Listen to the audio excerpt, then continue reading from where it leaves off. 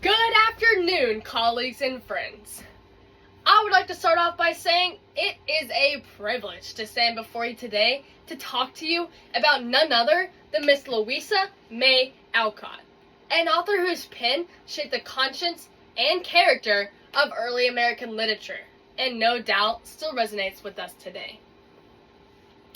Louisa was born in Germantown, Pennsylvania on November 29, 1823.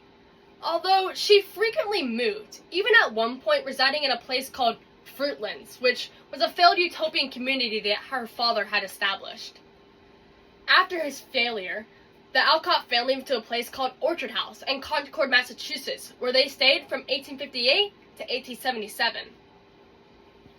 She was educated mainly under her father, who instilled a progressive mindset in her at a young age, as he himself was reformed, being acquainted with notorious transcendentalists Ralph Waldo Emerson and David Henry Thoreau.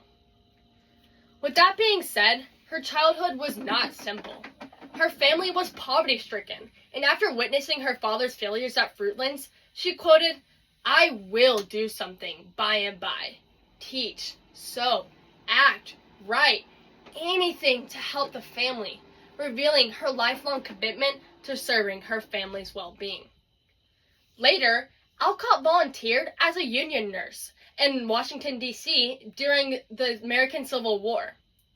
She worked to treat soldiers with typhoid fever, while also simultaneously documenting her own experiences in letters. Due to the unsanitary conditions of the hospital, she herself contracted typhoid fever, which she would deal with for the rest of her life. Although she was sent home, she composed her letters into a book with the main character Tribulation Periwinkle. She published this book under the title Hospital Sketches in 1863, which gave her her first taste of fame. Due to pressing family matters and urging from her publisher to write a story about young women, Miss Alcott began writing her most renowned work, Little Women. Based on recollections of her own upbringing, Little Women describes adventures of the poor March family and their bond between four sisters and their mother. Through the four sisters, Alcott presents unique versions of femininity, rather than the common mindset of a singular feminine woman who women were meant to conform to at the time. For instance, Meg, the eldest, happily obliges to Victorian women expectations, while Jo, who embodies Alcott herself, desires success outside the domestic atmosphere. Yet, neither conforming Meg nor rebellious Jo are belittled, and instead are depicted as respectable and moral. This book became a beacon for generations of women who refused to squeeze into society's narrow glove. While she wrote other follow-up novels, such as Little Men and Jo's Boys, she also published plenty of other literary works before and after the publication of Little Women.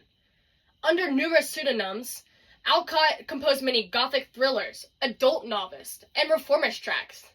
And to this day, more and more of these publications that were published anonymously are being traced back to Alcott.